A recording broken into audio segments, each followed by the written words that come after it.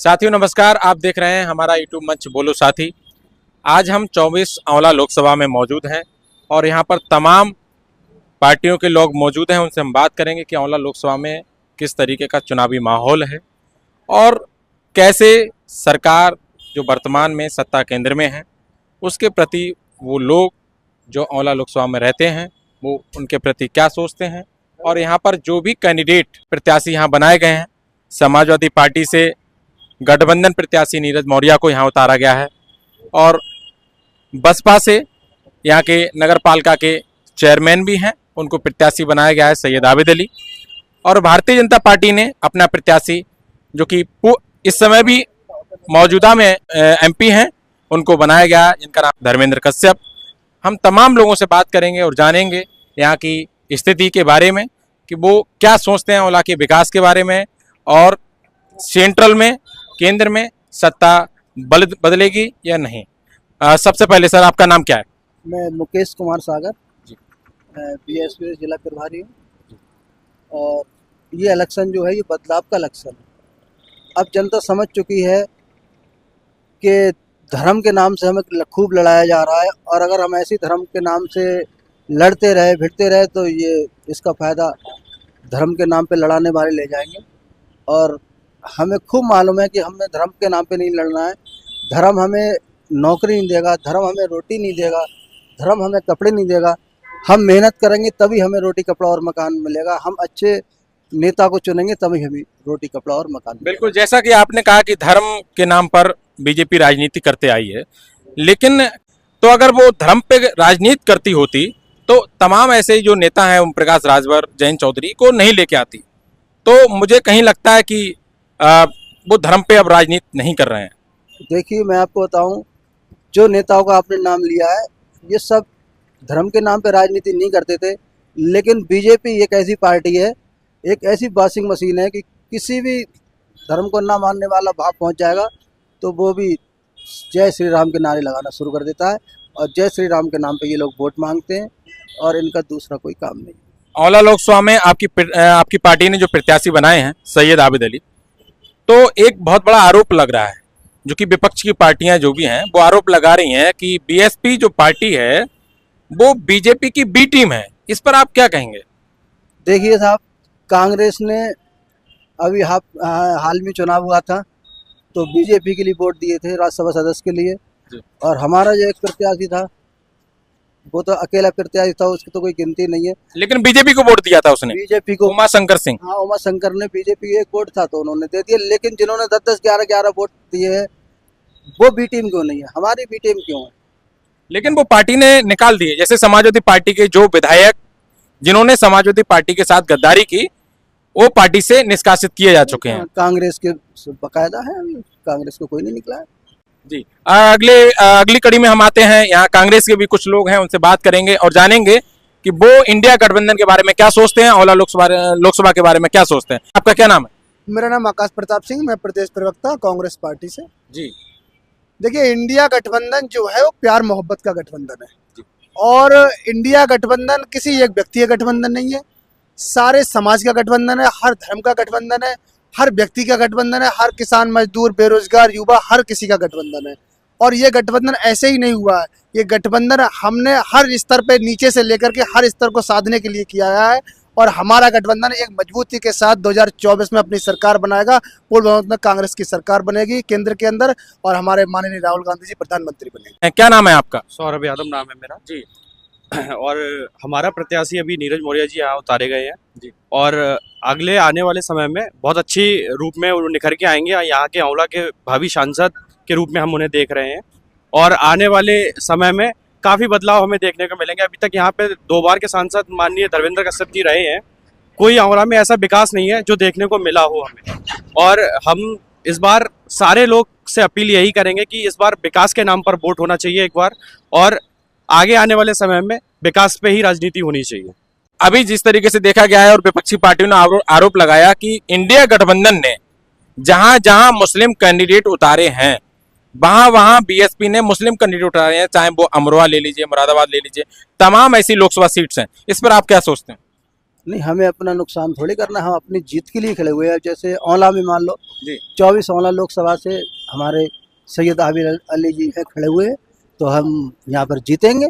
अब ये तो मोमडनों को सोचना चाहिए कि हमें किसे वोट करना है।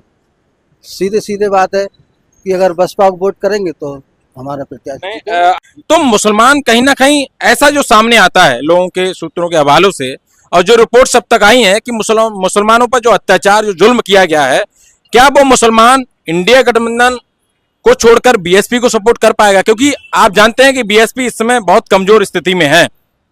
नहीं, देखिए, ये तो आप जानते हो कि तानाशाही सरकार चल रही है जी और ये एक समुदाय को, विशेष समुदाय को ये निशाना बनाए हुए है। लेकिन मोमडन समाज ने ठान लिया है कि वो उसी को वोट करेंगे जो बीजेपी को हराएगा। तो इसलिए हमारा प्रत्याशी जो है बीजेपी को हरा रहा है और हो सकता है खूब अच्छी तरीके से हम लोग जीतें और ये हमें ही मोमडन समुदाय वोट करेगा। जी अभी जो जी। भाई साहब बात कर रहे थे, मैं बताना चाहूंगा, इनकी जो बुआ जी है ना, वो इतनी सॉफ्ट हैं और इतनी बढ़िया है कि सारे लोगों की जांचें हो रही हैं ईडी के पर। पूरे इंडिया के अंदर हर पार्टी के अंदर हर व्यक्ति के लिए छापे डाले जा रहे हैं सीबीआई की, ईडी के।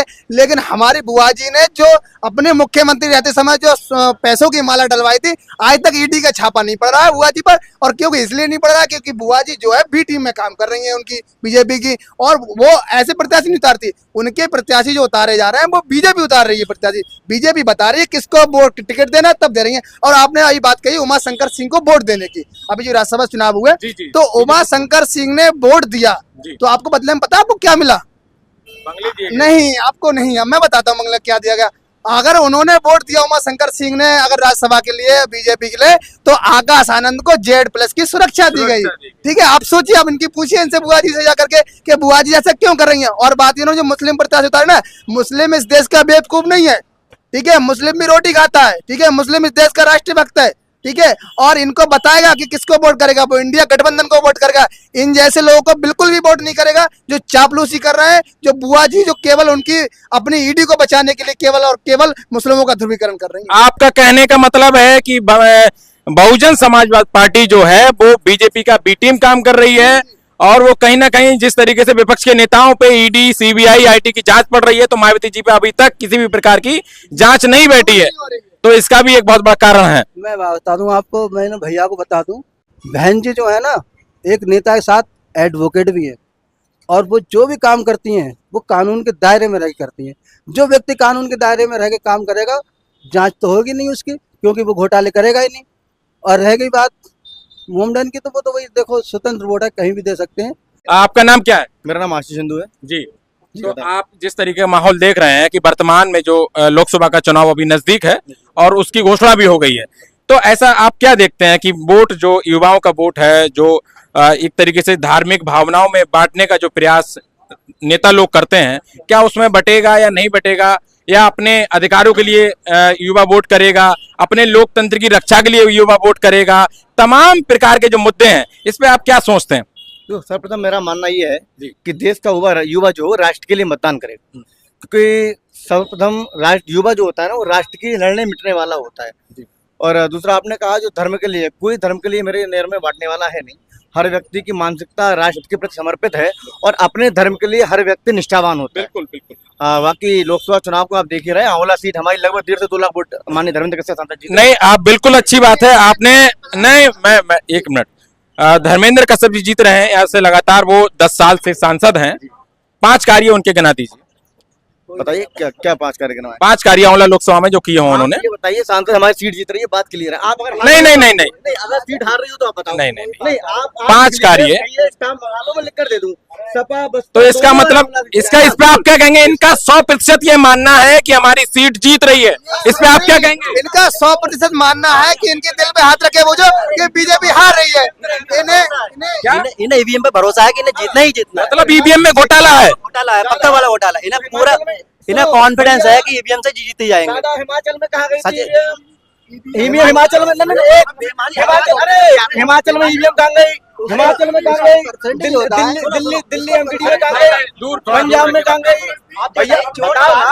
अरे छोड़ के चोरी करता है जी, तो वो हिसाब इनका है, सब जगह थोड़ी ना जीत लेंगे। चलो एक जगह तो छोड़ के चलेंगे। नहीं आप अपने इन्हें पूरा कॉन्फिडेंस है कि हम ईवीएम से जीते। देखिए ईवीएम की बात चल रही है और जो बीजेपी सपोर्टर हैं वो कह रहे हैं कि हमारी 100% आंवला लोकसभा की सीट जीत रही है।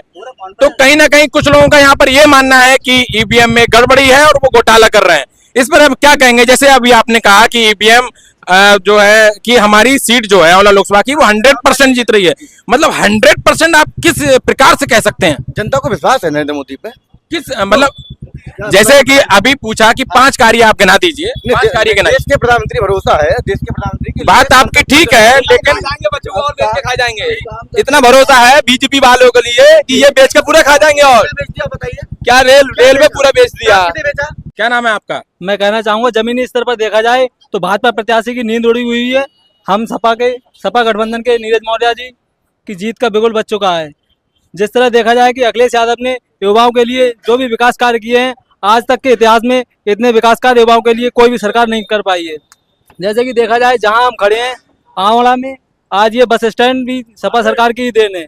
आज तक जो बीजेपी के लोग अपने पक्ष रख रहे हैं, मैं उनसे कहना चाहूंगा कोई ऐसे कार्य बताएं जो आंवला में अनूठे जो अलग कार्य किए गए हैं आज तक। मतलब बीजेपी की तरफ से कोई भी काम नहीं हुआ है आंवला के अंदर? आंवला में ऐसा कोई कार्य नहीं किया गया है जो युवाओं के लिए लाभदायक हो। क्या समाजवादी पार्टी आंवला विहीन हो गई? जो शाहजहांपुर से प्रत्याशी आंवला लेकर आई है, कार्यकर्ता विहीन है क्या? आंवला में किसी में इतनी कुब्बत नहीं समाजवादी वाले में जो प्रत्याशी ला से खड़ा कर सके। तो क्या मैं बता रहा हूँ, मैं जवाब बाहरी को वोट देगी? क्या आंवला की जनता बाहरी को वोट देगी? आप बताइए। सुनिए एक मिनट सुनिएगा। इनकी पार्टी से जीत के आए चेयरमैन ने क्या आरोप लगाया, इनसे पूछ लीजिएगा।